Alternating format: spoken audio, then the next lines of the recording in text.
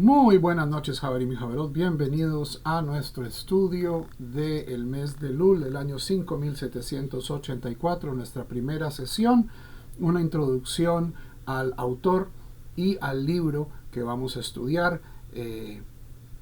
Por voto popular, queremos trabajar el tema de Musar. También se quería trabajar el tema de teología y filosofía. Ese quedó de segundo y creo que este libro combina ambas doctrinas. Es uno de los textos más antiguos de Musar que combina, en mi opinión, muchos aspectos que lo hacen accesible a una persona del siglo XXI, un judío del siglo XXI. Entonces, primero conozcamos a la persona. El autor, nuestro rabino en este camino va a ser Bajia ben Yosef ibn Pakuda, rabino Bajia ben Yosef, quien nace a mediados del siglo XI en Zaragoza.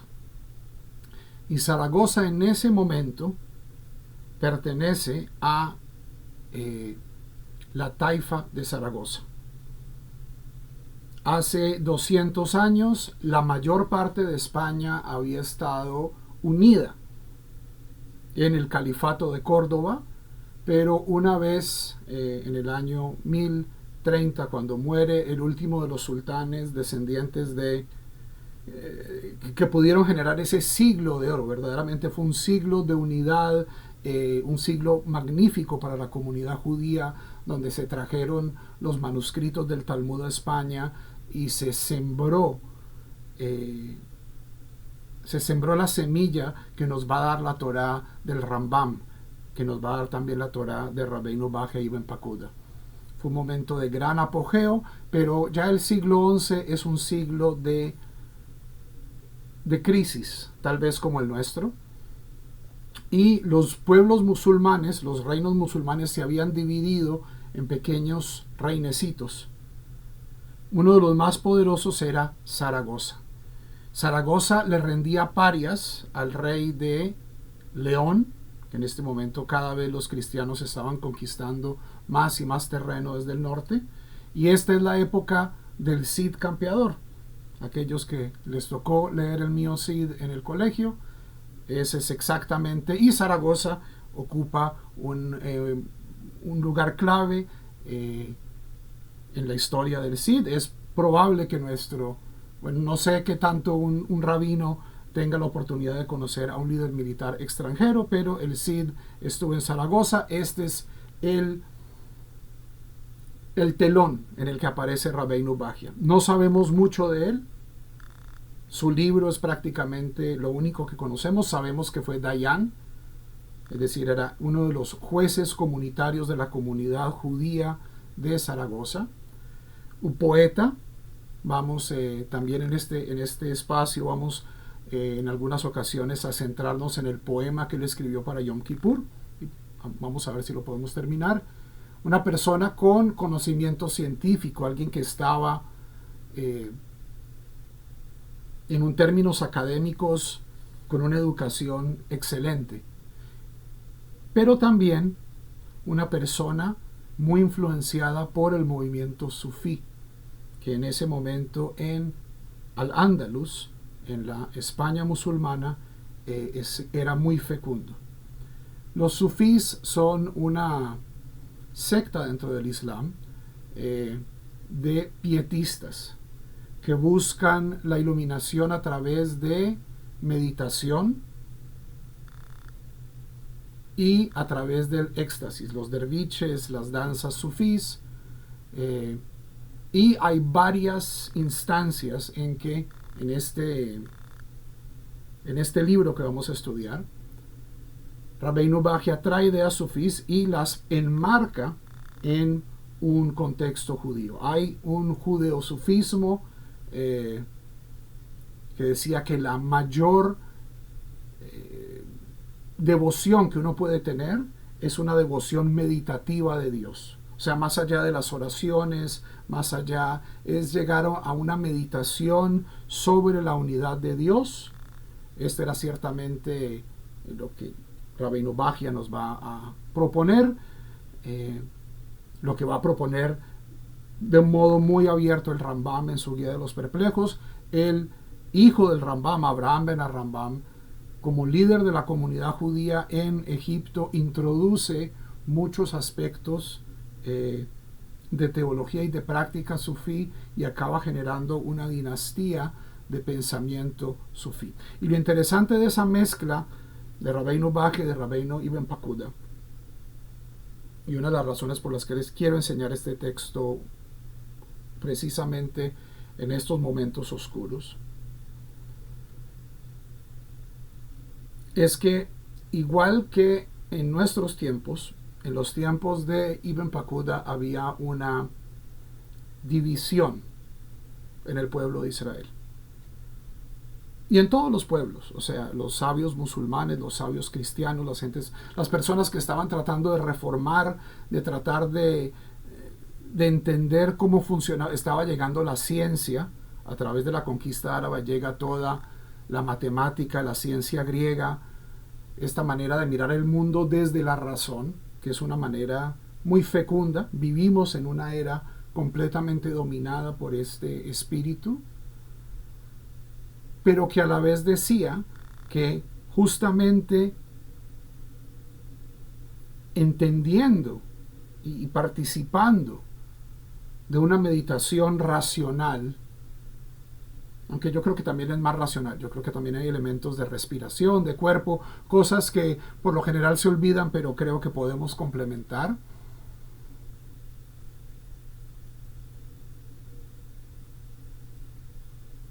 Y por otro lado, o sea, y que esta persona puede tener una vida interior muy rica. Es decir, que uno puede ser una persona profundamente conectada con Dios, pero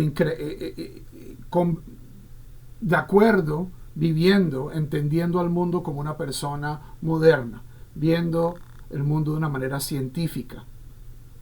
El otro lado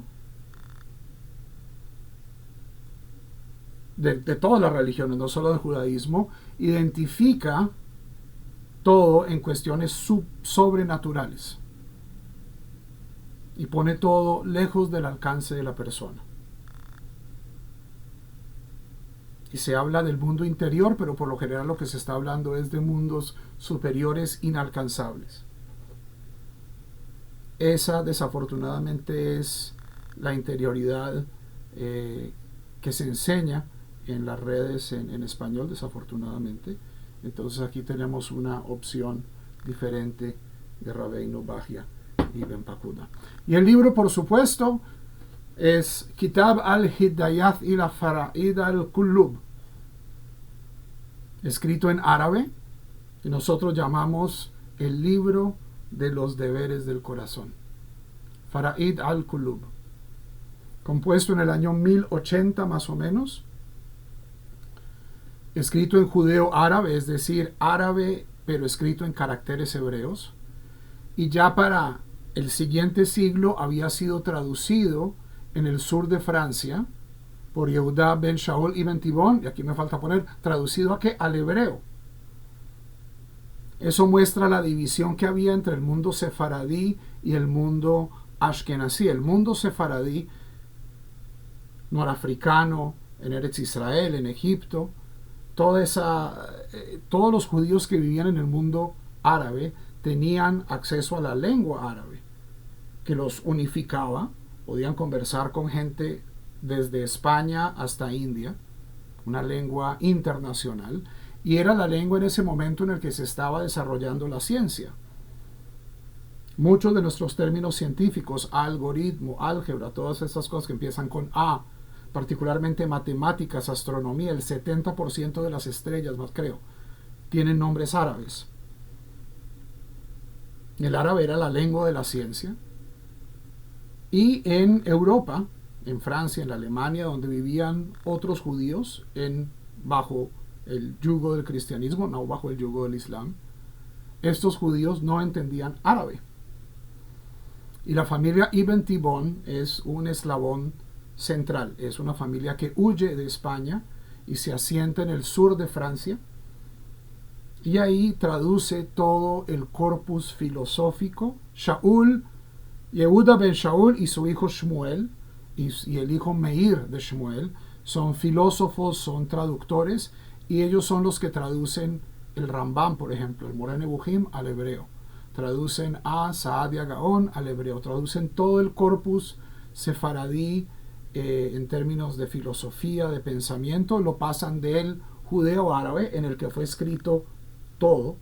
Todos los judíos de Sefarad, de la Sefarad clásica, escribían en judeo árabe, porque muchos de los conceptos que necesitaban para hablar ya de Dios científicamente, es decir, de cara a cara a la ciencia, no existían en hebreo.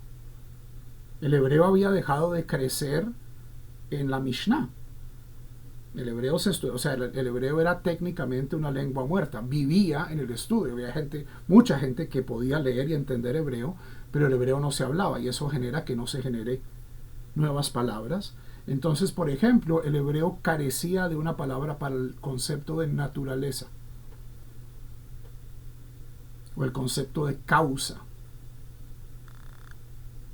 Y justamente es la familia Ibn Tibón que acuña muchas de estas traducciones que se utilizan hasta el día de hoy. En Israel se utilizan las palabras acuñadas. Impreso en Constantinopla en el año 1530, muy temprano en la imprenta, y desde entonces un hit. En España, en Sefarad, traducido al ladino, traducido a muchas lenguas, y es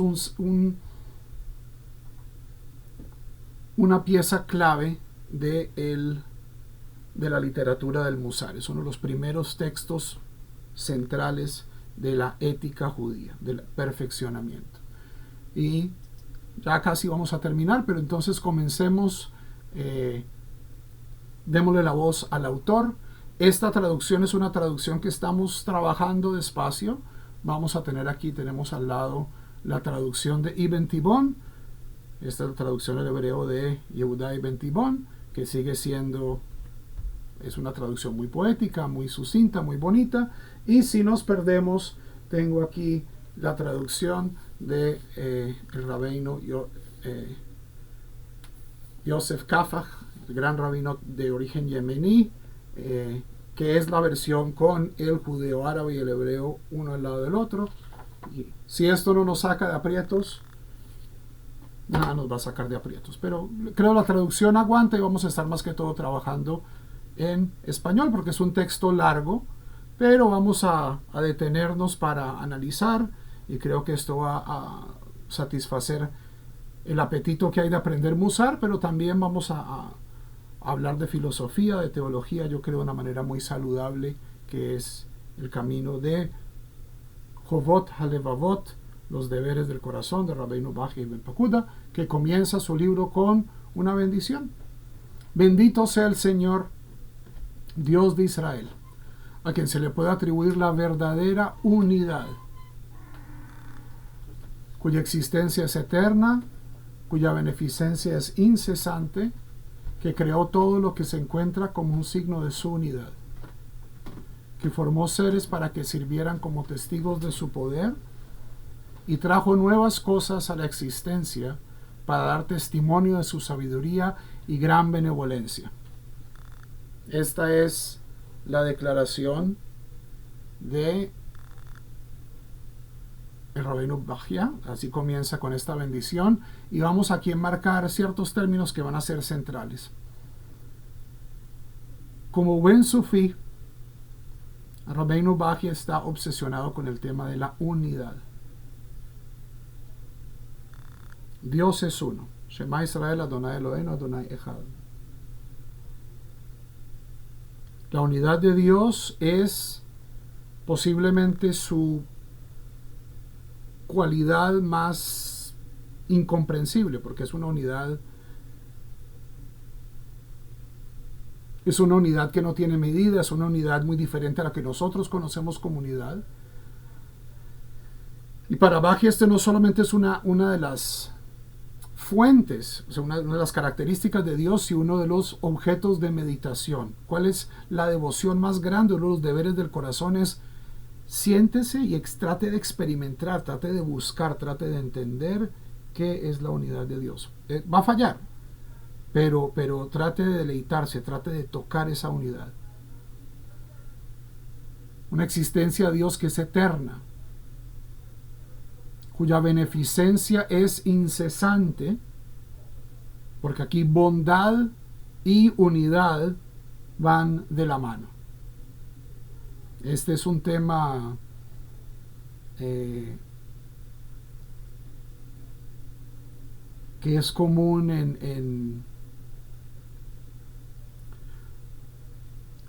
ciertos aspectos de ciertas religiones monoteístas y también de ciertos aspectos del judaísmo. Son muy negativos cuando lo que tiene que ver con la naturaleza del universo, ¿cierto? El universo es un valle de lágrimas, es la cadena final, el eslabón final de las emanaciones, es el sitio más oscuro, es el sitio de la mentira. Pero uno de los aspectos que Bajia va a estar constantemente afirmando es que el mundo es bueno, que formó seres para que sirvieran como testigos de su poder y trajo nuevas cosas a la existencia para dar testimonio de su sabiduría y gran benevolencia.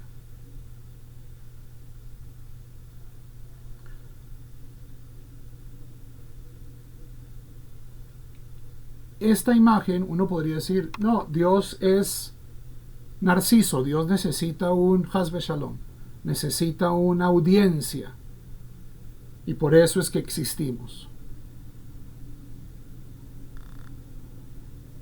Pero creo que a lo que está aquí implicando Rabbeinu es algo mucho más dulce, que también lo decía el rabino Abraham Yehoshua Heschel, es que Dios nos está buscando.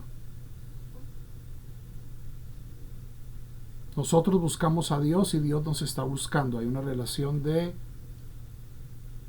dualidad. O sea, es un camino de doble vía. Y Rabbeinu va a definir las reglas de cómo hacemos esto de una manera muy interesante. Y como está dicho, y demuestra que era un Talmid Jajam increíble, para todo lo que dice, luego le zampa uno 3 o 4 psukim de los salmos de Job. Esta es una persona que se sabía todo el Tanaj de memoria para adelante y para atrás, y que tenía la sabiduría de poder decir, mire, este versículo está intimando esto que yo acabo de decir, está trayendo pruebas desde la tradición. Una generación alabará tus obras, una otra anunciarán tus hechos poderosos. Dorle dori shabach maaseja, olboroteja y agidu, todas tus obras te darán gracias, oh Señor, y tus santos te bendecirán, hablarán de la gloria de tu reino y hablarán de tu poder para dar a conocer a los hijos de los hombres sus hechos poderosos. El fin de la humanidad es tratar de conocer a Dios. El fin de la creación. El fin de la creación, nos dice esta bendición de Bajia en Pakuta, es tornarse hacia su creador y obedecer esa mitzvah de tratar de crecer hacia Dios, tratar de conectarse con Dios. Entonces espero que la Torah de Rabbeinu los intrigue y puedan volver mañana. Bezrat Hashem, estaremos aquí para comenzar con su definición de qué es la sabiduría. Que tengan todos un Elul Sameach y continuamos con Arvi.